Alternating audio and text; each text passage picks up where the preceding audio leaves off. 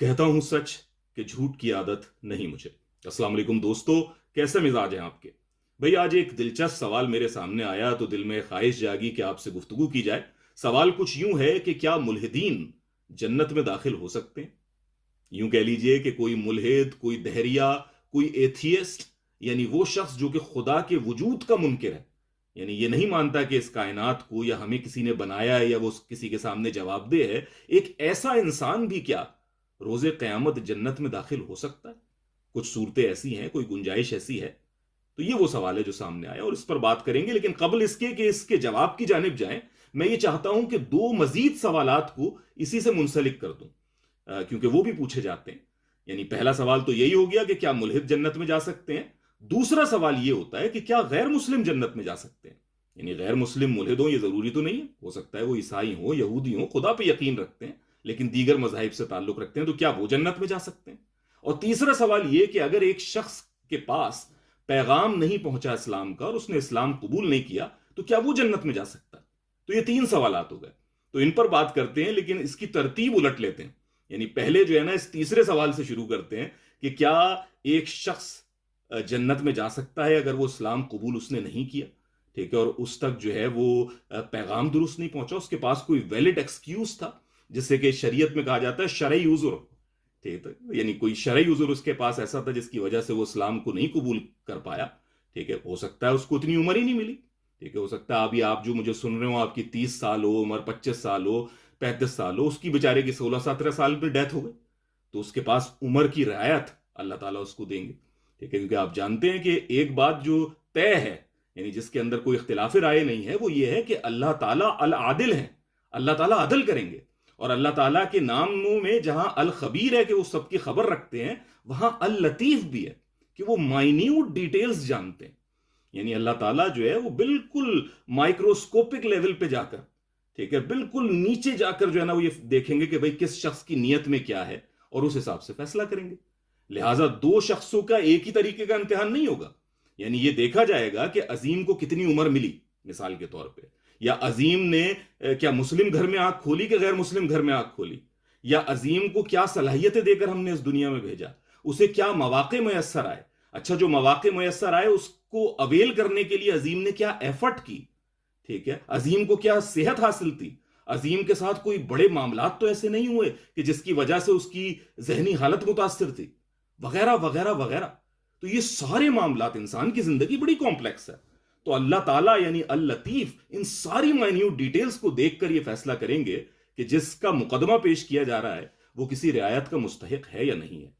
लिहाजा कोई शख्स जो है वो अगर वैलिड एक्सक्यूज या शरई उज़्र के साथ आता है कि भाई मिसाल के तौर पे मैं किसी ऐसे जजीरे में मुकीम था जहां तक इस्लाम का मकाम पैगाम ही नहीं पहुंचा मुझ तक, ठीक है, या मैं एक ऐसे शहर में मुकीम था, आज भी आपके लिए जो है ना बड़ी तला हो शायद ये कि कुछ जगह ऐसी हैं कि जहां इस्लाम का उनको कुछ भी नहीं मालूम है। ठीक है, यानी इस्लाम के बारे में उन्होंने जो भी सुना है बस वो ये सुना है कि वो बम बांध के फट जाते हैं, ठीक है, या इंतहाई जो है ना एक्सट्रीमिस्ट हैं, उन तक पैगाम ही नहीं पहुंचा। यानी तराजिम भी अब हो रहे हैं कुरान मजीद के बहुत सारी जबाना के अंदर, तो हुए हैं लेकिन पहुंच नहीं रहे उन तक। तो उसका ये मामला हुआ, या और कोई बात हो गई। ये कहना कि नहीं जी अब तो जो है ना कम्युनिकेशन का दौर है, अब तो कोई एक्सक्यूज ही नहीं रहा, ये दरअसल वही कॉपीराइट वाली जहनीत है जो हर मजहब का आदमी अपनाता है कि मेरे मजहब को मानो वरना चलो जहन्नुम में। ठीक है, ये बात नहीं है। अल्लाह ताला जो है ना वो ना प्रोफेसर साहब है ना मौलवी साहब है। ठीक है, अल्लाह ताला जो है वो अल लतीफ है, अल्लाह ताला अल आदिल है, अल्लाह ताला अल हकीम है। ठीक है, अल्लाह ताला जर्रा बराबर भी जुल्म नहीं करते। वो इंसाफ का ऐसा मामला करेंगे कि रोजे जजा जो है वो इंसान खुद पुकार उठेगा कि मेरे साथ इंसाफ हुआ है, चाहे उसे जन्नत मिले चाहे जहन्नुम मिले। ठीक है, और रहम का भी मुअत्तरिफ होगा कि हाँ रहमान ने रहम का मामला किया। तो अल्लाह ताला का तो ये मामला है। तो अगर किसी के पास शरई उज़्र है और वो उस बुनियाद पर इस्लाम को नहीं कबूल कर पाया, ठीक है, तो एक इम्कान पैदा हो जाता है कि अल्लाह ताला उसके साथ रियायत का मामला करें, वल्लाहु आलम बिस्सवाब। और यह भी मुमकिन है कि उसको, यानी अगर उसने बुनियादी बातों को तस्लीम कर लिया लेकिन शरीयत तक वो नहीं पहुंचा, इसकी डिटेल अभी हम आगे बयान करेंगे कि इससे क्या मुराद है, तो उसको जन्नत में भी दाखिल कर दिया जाए। ये इम्कान है, मुमकिन है। लेकिन बहरहाल ये बड़ी खतरनाक पोजीशन है। हर इंसान को हमने यही कहना है कि भाई तुमने पढ़ना है, तुम्हें जो है ना मौके अगर अल्लाह ने दिए तो उसे अवेल करना है, और ये बेवकूफ़ी होगी कि आप जो है ना बैठ जाएं हाथ पे हाथ धरे कि मैं कल जो है ना एक्सक्यूज पेश कर दूंगा। तो ये बहरहाल इस तीसरे सवाल का जवाब हो गया कि अगर आपके पास कोई शरई उज़र, कोई वैलिड एक्सक्यूज हो कि भाई मुझ तक इस्लाम का पैगाम नहीं पहुंचा और उसके नतीजे में इस्लाम कबूल नहीं किया, तो क्या कोई इम्कान मौजूद है? तो मेरी नाकिस राय में जी हाँ, एक इम्कान मौजूद है, गो के एक खतरनाक पोजीशन है। दूसरा सवाल जो किया जाता है वो ये है कि क्या गैर मुस्लिम जन्नत में जा सकते हैं? ठीक है, यानी ये दूसरा सवाल आता है। अब इस बारे में कुरान मजीद की चंद एक आयात कुछ ऐसे मकामात पर मौजूद हैं कि जिनसे बात की वजाहत होती है। मिसाल के तौर पे सूरह अल बकरा की गालबन 64वीं आयत है। मैं अगर आप पूछेंगे तो मैं उसको रेफरेंस दे दूंगा आपको। मेरे ख्याल से 64 है, लेकिन सूरह अल बकरा की कि ए लोगो जो तुम ईमान लाए हो, यानी मुसलमानों, तुम में से जो यहूदी हैं, जो ईसाई हैं, जो साबेईन हैं, जो कोई भी तुम में से अल्लाह पर ईमान लाएगा, रोजे आखिरत पर ईमान लाएगा और नेक अमल करेगा, उसे कयामत के दिन ना कोई खौफ होगा और ना ही वो गमनाक होगा। ये तर्जुमा सुना रहा हूं मैं आपको उसका। यानी ये बिल्कुल ऐसा है कि सबको एक लाइन में खड़ा कर दिया बच्चों को, ठीक है, कि मुसलमानों, यहूदियों, ईसाइयों, साबेईन, ठीक है, अब्दुल्ला, पीटर, जॉन और राम प्रकाश, ठीक है, सबको एक लाइन पे खड़ा कर दिया। कि फिर क्या कहा कि अगर ये तीन काम करोगे तो कयामत के दिन ना तुम्हें कोई खौफ होगा ना तुम गमनाक होगे। ठीक है, कौन से तीन काम है? एक ये है कि अल्लाह पर ईमान, यानी कि एक खुदा पर ईमान। ठीक है, और हम यही जानते हैं कि कुरान मजीद में यह बयान कर दिया गया है कि अल्लाह ही के सारे अच्छे नाम है। रहमान कहो, अल्लाह कहो, सब अल्लाह के प्यारे नाम है। तो आप अल्लाह को गॉड कहते हैं, ठीक है, परमात्मा कहते हैं, अल्लाह कहते हैं, ठीक है, या जैसे अरामिक जबान में, अबरानी जबान में अलूहा कहा जाता था। ठीक है, तो अल्लाह ही के नाम है सारे अच्छे। तो एक अल्लाह पर ईमान कि हाँ भाई एक अल्लाह है, इसमें शिर्क की आमेजिश नहीं है। ठीक है, यानी शिर्क से पाक होकर एक खुदा को मानना कि कोई तो है जो निजाम हस्ती चला रहा है, वही खुदा है। ठीक है, दूसरा क्या गया? रोजे आखिरत पर ईमान। अब उसको आप जन्नत जहन्नुम कह लें, आप उसे स्वर्ग नर्क कह लें, उसे हेवन हेल कह लें, लेकिन ये सेंस के मरने के बाद एक जिंदगी है जहां आपको अपने अमाल का खुमियाजा भुगतना है, दुनिया को आखिरत की खेती गर्दानना है। ठीक है, as you sow shall you reap वाला मामला होना है। ठीक है, इस पर वो ईमान रखता है कि हाँ भाई ये चीज है। तो ये दूसरी कंडीशन हो गई। और तीसरी बताया कि जो नेक अमल करेगा, यानी नेकी का ये एहसास जो एक बुनियादी इंसानी नेकी है, ये आपके अंदर मौजूद है। ठीक है, वो नेक अमल करे, हम सब जानते हैं उस बात को। तो ये तीन काम अगर करेंगे तो जन्नत में जाने का इम्कान है, ना उन्हें कोई खौफ होगा ना वो गमनाक होंगे। ठीक है, और इसके बाद कुरान मजीद के दीगर मकामात से हमें पता चल जाता है कि इसके बाद जो है आप पर पैगाम आएगा, तो उस पैगाम को आपने कबूल करना है अगर कि वो आपको समझ आ जाए। ठीक है, यानी आप उसके बारे में सवाल करें, सोचें, तफक्कुर करें, लेकिन जब पैगाम वाज़ेह हो जाए तो उसे लपक कर कबूल करना है। और अगर आप जानते बूझते हक का इनकार करते हैं या उसे छुपाते हैं, तो यह है वो रवैया जिसे कुफर कहा जाता है, और इसके करने वाले को काफिर कहा जाता है। तो ये फिर कुफर का या काफिर हो जाने का इर्तिकाब है।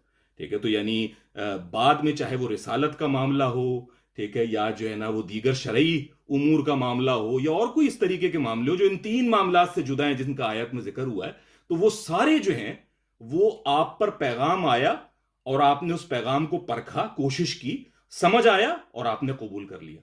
आप तक वो पैगाम ही नहीं पहुंचा, ठीक है, तो वो फिर आप उसके लिए एक वैलिड एक्सक्यूज रखते हैं, शरई उज़र रखते हैं। ये ऐसा ही है कि किसी दोस्त को आप कहेंगे यार ये खत फला जगह पहुंचा देना, ठीक है, और आपको पता चले 3 दिन बाद कि उसने तो खत पहुंचा ही नहीं वहां पे, तो आप दोस्त पे बड़े गुस्सा होंगे। लेकिन जब आप दोस्त से पूछें कि भाई तुमसे मैंने कहा था कि खत पहुंचा देना वहां पे, तो तुमने क्यों नहीं पहुंचाया, तो कहेगा कि नहीं, तुमने तो जो मुझे लिफाफा दिया था वो तो खत के बगैर था। ठीक है, वो खत था ही नहीं उसके अंदर, मुझे लगा तुमने अभी खत देना है तो मैं तो मुंतजिर था उस चीज का। तो इस तरीके का कोई एक्सक्यूज दे दिया तो उसके पास एक एक्सक्यूज आ गया। अब आपका गुस्सा भी ठंडा होगा, आपको बात समझ भी आएगी। पता नहीं कितनी मिसाल जो है ना वो बन रही है, लेकिन मैं आज समझाने की आपको कोशिश कर रहा हूं कि एक वैलिड एक्सक्यूज आ जाएगा आपके पास। लेकिन इन 3 चीजों के बारे में कि एक खुदा पर ईमान, रोजे आखिरत पर ईमान और नेक अमल, ये 3 चीजें आपकी फितरत में पेवस्त हैं। ठीक है, यानी इनका मामला ये नहीं है कि ये पैगाम के पहुंचने या ना पहुंचने से मशरूत हो, अपॉर्चुनिटीज के मिलने या ना मिलने से मशरूत हो, ठीक है, किसी नस्ल से ताल्लुक रखने या ना रखने से मशरूत हो, ऐसा नहीं है। ये हर इंसान लेकर पैदा होता है। जिसे कहा गया कि जैसे अभी अच्छाई का जज्बा, ये बात कि भाई सच बोलना अच्छी बात है और झूठ बोलना बुरी बात है, ये बात एक अमरीकी भी उतना ही जानता है बच्चा जितना पाकिस्तानी जानता है, और एक पाकिस्तानी भी उतना ही जानता है जितना ज़ूलू कबीले में रहने वाला एक अफ्रीकी जानता है। ठीक है, क्योंकि अंदर से ये हम चीज लेके पैदा होते हैं कि भाई सच बोलना अच्छी बात है, किसी की मदद करना अच्छी बात है, किसी की जान जबरदस्ती ले लेना, बेगुनाह को मारना बुरी बात है। ये जो बेसिक मोरालिटी है ये लेकर हम पैदा होते हैं। तो नेक अमल हमें पता है कि क्या होना है। इसके लिए जरूरत नहीं है कि शरीयत हम तक पहुंचे, किसी पैगंबर का पैगाम पहुंचे तो हमें पता चले। ठीक है, उसको वो री जरूर करेगा पैगाम, लेकिन ये हमारे अंदर से गवाही आती है। ठीक है, तो ये बात हो गई। या ये बात कि कोई इंसाफ होना चाहिए, यानी हम जो काम करें उसका एक नतीजा निकले। या बच्चों के साथ देख सकते हैं, वो इंसाफ का तकाजा करते हैं। दो बच्चों में से एक को एक टॉफी दें, दूसरे को आप दो टॉफियां दे दें, तो आप देखेंगे कि वो जो है ना गुस्सा होगा इस बात पे, वो कहेगा कि भाई मेरे साथ नाइंसाफी हो गई है। लिहाजा ये जो इंसाफ का मामला है कि भाई कोई इंसाफ होना चाहिए, ये भी हमारे अंदर इनबिल्ट है। और यही मामला कि खुदा पर ईमान, कि भाई कोई है जो निजाम हस्ती चला रहा है, वही खुदा है, दिखाई भी जो ना दे नजर भी वो आ रहा है, वही खुदा है। तो ये जो बात है ये हमारे अंदर है मौजूद। इसके अंदर भी ये मामला नहीं है कि आप तक रिसालत का पैगाम पहुंचेगा तो आप खुदा को मानेंगे, नहीं है, हमारे अंदर इस बात की गवाही मौजूद है। ठीक है, और ये आप देखेंगे छोटा सा बच्चा जो है वो चाहे इंग्लैंड में पैदा हो चाहे पाकिस्तान में, वो अपने माँ बाप से कहीं ना कहीं पूछता है कि भाई मैं कहाँ से आया। आप उसे कहते हैं जी मैं हॉस्पिटल से जो है ना तुम्हें खरीद लाया था। ठीक है, या जो है ना वो फरिश्ते जो है ना तुम्हें नीचे दे गए थे। ठीक है, या हमने तुम्हें जमीन से खोद के निकाला था या बाजार से खरीदा था। जो भी आप उस बच्चे को कहानी देते हैं या उसको मुतमईन करने की कोशिश करते हैं कि वो चुप हो जाए इसमें, लेकिन उसका ये सवाल इस बात की दलील है कि ये एहसास अंदर से पैदा होता है कि भाई कोई तो है, हर चीज का बनाने वाला है, इस मेज का, इस मोबाइल का, इस चश्मे का, ठीक है, मेरे कपड़ों का, हर कोई बनाने वाला है। ठीक है, तो मेरा बनाने वाला कौन है, मैं कहां से आया। तो ये सवाल भी हमारे अंदर से पैदा होता है। लिहाजा ये तीन चीजें तो बेसिक नेसेसिटीज हैं, इनको तो मानना ही मानना है। ठीक है, इसके ऊपर की जितनी चीजें हैं वो पैगाम के पहुंचने ना पहुंचने से मशरूत है, और पहुंचने के बाद वाजे होने ना वाजे होने पर मशरूत है, और उसके बाद आपके हालात का जायजा लेने पर मशरूत है, जो कि अल्लाह ही बता सकते हैं। ये हमारा डोमेन नहीं है कि हम ये तय करने लगे कि इस पर बात वाजे हो गई थी और उस पर नहीं हुई थी। लिहाजा ये जिसारत की बात है कि हम किसी के बारे में हतमी तौर पे कह दें कि ये जहन्नुमी है और दूसरे के बारे में हतमी तौर पे कह दें कि ये जन्नती है, ये अल्लाह जानते हैं। ठीक है, ये कुछ कराइन है जो हम कह सकते हैं। तो क्या ये दूसरा सवाल कि क्या कोई गैर मुस्लिम जन्नत में जा सकता है, तो बिल्कुल इम्कान हो सकता है।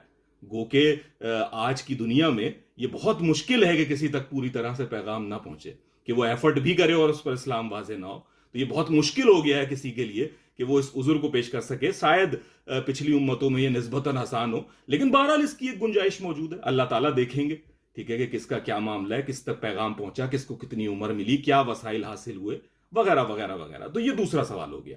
अब आ जाइए उस मेन सवाल पर या बुनियादी सवाल पर जो हमने कहा कि भाई क्या मुल्हिदीन भी जो है ना वो जन्नत में या निजात हासिल कर सकते हैं, दाखिल हो सकते हैं। ठीक है, तो अब यहां पर देखिए, इससे पहले जो मैंने आपसे डिटेल किया उसी से आप इसको मुंसलिक करके देख सकते हैं कि मुल्हिद का मानी क्या है। मुल्हिद के मानी यह है कि वो ये कह रहा है कि कोई खुदा ही नहीं है, ये कायनात खुद ब खुद तख्लीक हो गई है या इसने खुद अपने आप को बनाया, यानी ये हमेशा से जो है ना दुनिया मौजूद है, यही आपसे आप चले चली जा रही है। ठीक है, इसका मतलब यह है कि वो किसी बनाने वाले को नहीं मान रहा। ठीक है, तो ये बिल्कुल एक ऐसी चीज है जो नेचर से बगावत है, जो फितरत से बगावत है। यानी मैं अपनी जिंदगी में सैकड़ों मुल्हिदीन से, अगर हजारों नहीं तो गुफ्तगू कर चुका हूं। ठीक है, और मुझे आज तक, यानी सामने बैठकर वैसे बात हो कोई बहस की तो वो जरूर बताएंगे कि मैं मुल्हिद हूं या एथियस्ट हूं, लेकिन उनसे आप पिज्जा खाते हुए गुफ्तगू करें तो आप पर थोड़ी देर में वाजे हो जाता है कि कोई भी शख्स एथियस्ट नहीं होता। कोई शख्स अपने एथिज्म के दावे में सच्चा नहीं है, अलबत्ता वो एग्नोस्टिक हो सकते हैं। ठीक है, यानी एग्नोस्टिक और एथियस्ट में एक बुनियादी फर्क है। एग्नोस्टिक ये कहता है कि खुदा हो भी सकता है और नहीं भी हो सकता। मेरे पास ना इस बात के सबूत मौजूद है कि खुदा है, मैं इस पर भी मुतमईन नहीं हूं, और ना इस बात के सबूत मौजूद है पूरी तरीके से कि खुदा नहीं है। तो वो इस पजल, इस ग्रे एरिया में खड़ा होता है कि भाई पता नहीं है मुझे। यानी ये एक इनकिसार की पोजीशन है, इसके ऊपर भी तनकीद हो सकती है, लेकिन बहरहाल ये एक एजुकेटेड पोजीशन। लेकिन किसी का हतमी तौर पर कह देना कि नहीं खुदा नहीं है, यानी एथिज्म का जो मानी है वो यही है कि एक एथियस्ट को डिक्शनरी मीनिंग के मुताबिक ये कहता है कि भाई मैं नहीं मानता कि कोई खुदा है, नहीं है इस दुनिया के अंदर, मैंने ये तय कर लिया है, मैं इस नतीजे पे पहुंच गया हूं। तो ये शख्स दरअसल अपनी फितरत का बागी है, क्योंकि उसकी फितरत, उसका माहौल, उसकी तारीख, हर चीज जो है वो पुकार पुकार कर उसे बता रही है कि इस कायनात को किसी ने बनाया है। There is an intelligence behind our intelligence, ठीक है, there is a creator behind this creation और सो ऑन। तो ये जो है ना वो चीज मौजूद है। तो ये कहना कि भाई क्या मुल्हिदीन जन्नत में दाखिल होंगे तो बड़ी मुश्किल काम है। यानी बहरहाल ये अल्लाह का डोमेन है, हम तो नहीं कह सकते, हम अल्लाह ही जानते हैं। लेकिन अल्लाह ताला ने हमें ये बता रखा है कि वो तीन चीजें कि खुदा पर ईमान, रोजे आखिरत पर ईमान और नेक अमल करना, ये तीन बुनियादी चीजें जिसको हम अंदर लेकर पैदा हुए। अब हमारे पास क्या वैलिड एक्सक्यूज हो सकता है कि हम इसी को नेगेट कर दें, हमने यही नहीं माना कि भाई खुदा है, ठीक है, या हमने नेक अमल ही नहीं किए, ठीक है, या हमने ये कहा ही नहीं कि भाई हमारे अमल का कोई नतीजा भी निकलेगा आगे चलकर। अगर आपने ये नहीं माना तो ये बेसिकली ये रिसालत का इनकार नहीं है, ठीक है, या ये किसी और शरीयत के हुक्म का इनकार नहीं है, अपनी फितरत का सबसे पहले इनकार है। क्योंकि अल्लाह ने ये अहद अलस्त में हमसे जो है ना हमारे अंदर फीड करके भेजा है, वो जो था अलस्तु बिरब्बिकुम, और वो जो कालू बला के क्यों नहीं आप ही हमारे रब हैं, ये हमारे अंदर मौजूद है उसका एहसास, ठीक है। और इसी को जो अच्छाई का एहसास है वो सूरह शम्स के अंदर जो है कि वह नफ्सिन वमा सव्वाहा फअल्हमाहा फुजूरहा व तकवाहा, हमने इल्हाम कर दिया है तुम में फुजूर और तकवा को, बुराई और अच्छाई के एहसास को, ठीक है, उसकी पासदारी को तुम्हारे अंदर इंजेक्ट कर दिया, फअल्हमाहा, इल्हाम कर दिया, ठीक है। यानी ये एक्वायर्ड नॉलेज नहीं है, ये गिवन नॉलेज है। यानी साइंस की तरह एक्वायर्ड नहीं है जो हम ऑब्जर्वेशन से ले रहे हैं, ये हम लेकर पैदा होते हैं। लिहाजा एक एथियस्ट का ये कहना कि जी क्या एक एथियस्ट जन्नत में जा सकता है, तो मेरे नजदीक तो भाई ये बहुत ही, अगर मैं बहुत हम्बल होकर भी बात करूं तो ये करीब करीब नामुमकिन सी बात है, ठीक है। यानी क्या वैलिड एक्सक्यूज होगा, कम से कम मेरा दिमाग तो इसको सोचने से कासिर है। और फिर ये कि चलिए एक मिनट को मान लेते हैं कि अजीम जो है ना वो कुछ ज्यादा सख्ती से काम ले रहा है इस वक्त, और भाई आप कौन होते, ठीक है, हो सकता है भाई, चलिए मान लिया कि हमने बहुत वो भी कह दिया कि अल्लाह ताला ने आपको इसके बावजूद जो है ना वो कह दिया आप बड़े सिंसियर थे। हालांकि सिंसियरिटी हो ही नहीं सकती मेरे नजदीक तो, क्योंकि आप अपनी फितरत के मुनकिर हैं। लेकिन आप कहते हैं नहीं जी कोई फितरत में नहीं है, मैं तो 100% पक्का हूं, ठीक है, जाऊंगा करूंगा। तो ये अगर आपके जहन में है तो चलिए, अगर एक लम्हे को मैं अपनी बात छोड़कर आपकी बात मान भी लूं, तब भी उन मुल्हिदीन का क्या बनेगा कि जो वीडियोस बनाते हैं, ठीक है, जो तहरीरें लिखते हैं, जो लोगों के जहनों को पॉल्यूट करते हैं और तरह तरह के इल्जामात धरते हैं खुदा पर और खुदा के मानने वालों पर, उनका मजाक उड़ाते हैं बाकायदा से। यानी नाम वो इल्मी मकालमे का लेते हैं, लेकिन इस इल्मी मकालमे की आड़ में जो तंज, जो ठट्टा और जो ह्यूमिलेशन, जो रवैया, यानी कि ये मजहबी बेवकूफ जाहिल मजहब, यानी इस तरीके की जो गुफ्तगू, एक तहकीर आमेज, एक तजलील आमेज उनकी जो रविश है, ये सब जो है ये खुद अपने अंदर काफी है इस बात के लिए कि वो एक सजा के मुस्तहिक हो जाए, ठीक है। तो वल्लाह आलम बिस्सवाब, अल्लाह ताला सबको बख्शे। हम में से कोई इस बात का मुतहम्मिल नहीं हो सकता कि हम अल्लाह के अजाब को सह सकें, ठीक है। लेकिन बहरहाल ये बड़ी खतरनाक पोजीशन है, और मुल्हिद हो जाना, ठीक है, हालांकि आजकल ये फैशन में, ठीक है, आजकल इसके लिए साजगार है मामला, तो लेकिन बड़ी गैर महफूज पोजीशन है। तो बिलखुसूस वो लड़के लड़कियां जो कि इन मुल्हिदीन को सुन रहे होते हैं, ठीक है, और उसके नतीजे में अपने जहन में शुकूक के नाग भर लेते हैं, ठीक है, तो वो जरा सा खबरदार रहें कि ये मामला बड़ा खतरनाक है। बाकी मुझसे जो है लोग राब्ता करते भी रहते हैं, फेसबुक पेज के जरिए मैं उनसे बात करता हूँ, और ये भी हो जाता है बाज़ औक़ात कि मैं उनसे फ़ोन पे बात कर लेता हूँ। तो अगर आपके जहन में कोई शुकूक है, बड़े से बड़ा सवाल है आपके दिमाग में, तो मैं हाजिर हूँ, और मुझसे ज़्यादा कहीं और बहुत सारे लोग हैं जो मुझसे कहीं बेहतर काम करते हैं इस मामले में, वो मौजूद हैं।